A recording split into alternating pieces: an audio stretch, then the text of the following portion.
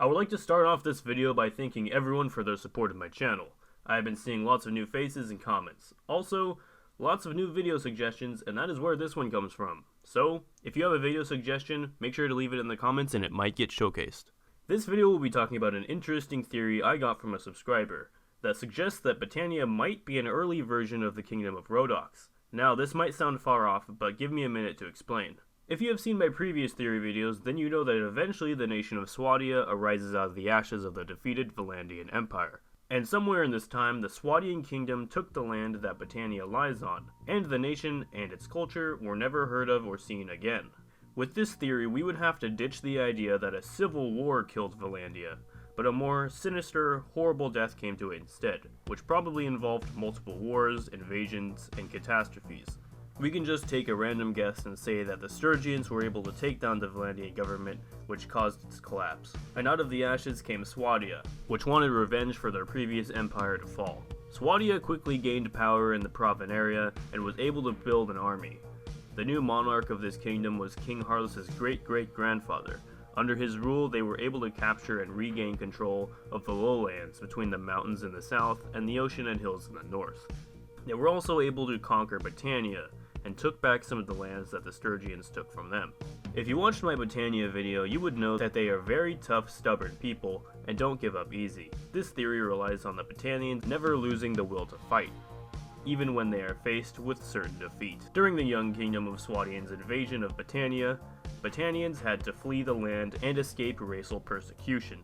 Battanians and the people who now control Swadia have been fighting for a very long time, and the cultures both see each other as the Devil's Army. Battanian people would have to flee somewhere if they wanted to survive. Sturgia would not work because the area was totally militarily dominated and would not allow for another culture to establish dominance in its land. As well as the imperial states. Since they were falling, they were always on high alert about anyone moving into the nation, and watched their borders carefully. A very plausible place for them to go to, though, is the southern mountains where the future Rhodoks hold power. Swadia has not yet taken control of this land, due to it being so young and trying to rebuild a stable nation and economy out of the ashes of Valandia. For this theory, the majority of Battanians immigrate to the mountains and mix with the natives, who have formed their own small nations and factions, but are mostly just controlled by bandits and barbarians since there is no law or army to stop them. Battanians and natives quarrel for a while, but soon are brought to peace. And even though the people are now in a better place, the future of Battania did not look good. The native people had their own culture, and a new one was arising from the mixture of these two people.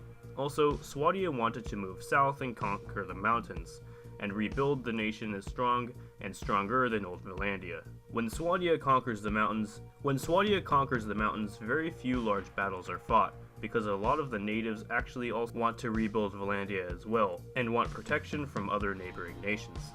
Eventually, Swadia conquers the south, and still holds the old Valandian versus Battanian grudge. Discrimination and wrongful persecution were common in southern cities by Swadian lords against their southern peasants. This era of time caused the remainder of southern natives to turn against Swadia and want independence.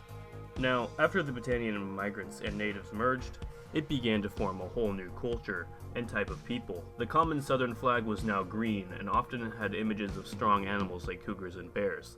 The culture was eventually known universally as Rhodok, where the name coming from the first micronation that came to peace that hosted both Battanian immigrants and native southerners. Eventually, this culture rises up under the enlightenment of Grunwalder, a Rhodok rebel who spent his life speaking out against Swadian rule and rallied for independence. He was going to be elected the first king of the Rhodoks, but was sadly killed in one of the last battles of the War for Independence, the same site where later Grunwalder Castle was built in his commemoration. Instead, his apprentice was elected the first king of the Rhodoks, and later led them through the first few years of their kingdom, before himself was also killed in a siege of Suno. Grunwalder was a very enlightened man for his time, and thought democracy was very important, so you don't end up with rulers that are not up for the task. That is why the Rhodoks elect their kings and not inherit them. Thanks for watching this theory, and even though this is very unlikely, it's still fun to speculate what might have happened. What do you think? Leave it in a comment and leave me more video suggestions. Well guys, thank you very much for watching, and I'll see you all next time. Peace.